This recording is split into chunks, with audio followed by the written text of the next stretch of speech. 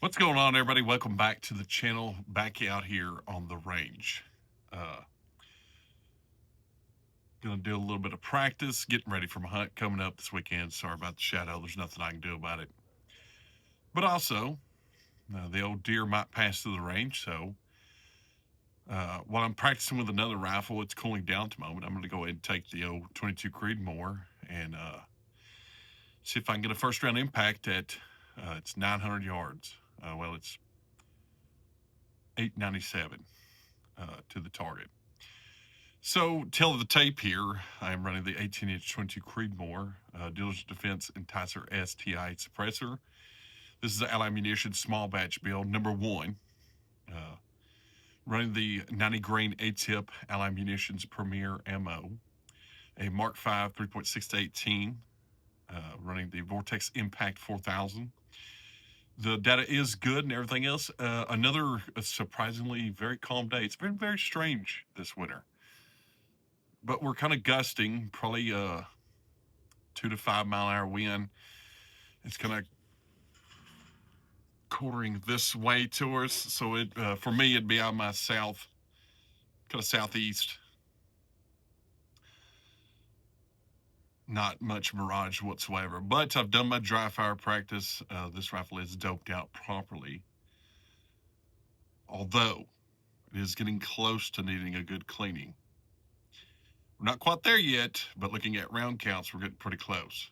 The only issue with that is if it happens to kind of hit that mark, we're going to get a huge spike in velocity.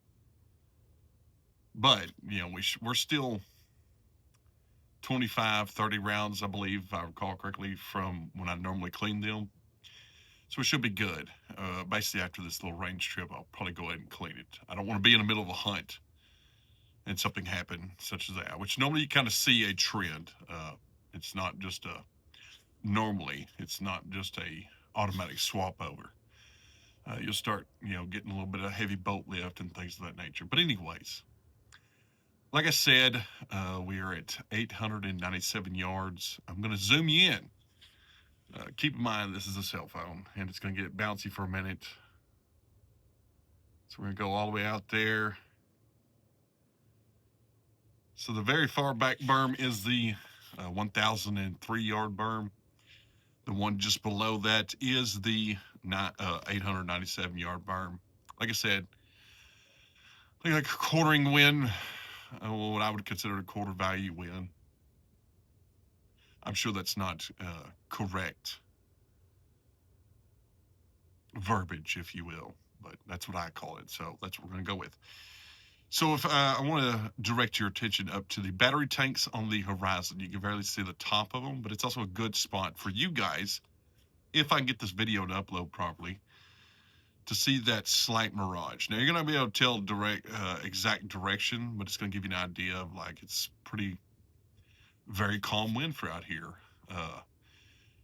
Going off of what I hit into the vortex impact, it's telling me push left 0.3 mils.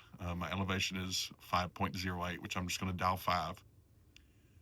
I'm probably going to, it's hard for you to see, but basically there's a flapper, not exactly in the middle of that coyote target at 897, more towards the left shoulder, or the front shoulder, I guess you would say.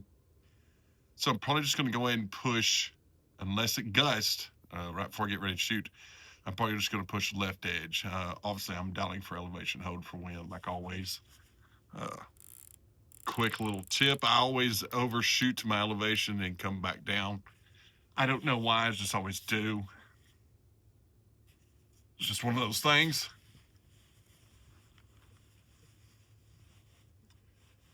Now, I'm going to make a video about this someday, about natural point of aim.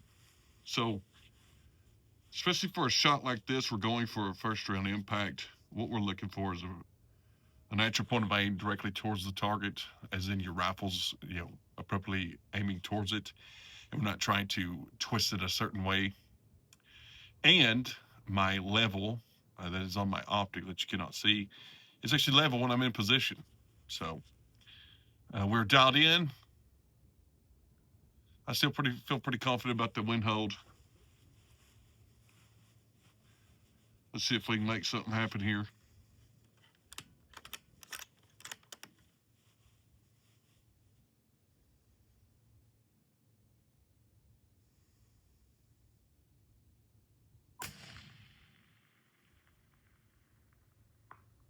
That is an impact.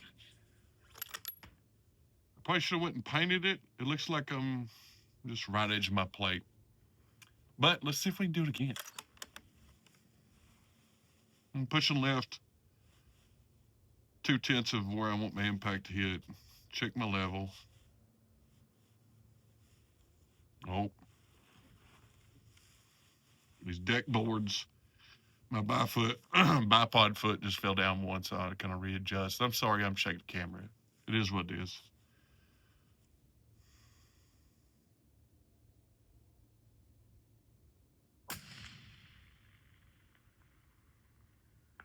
Impact flapper.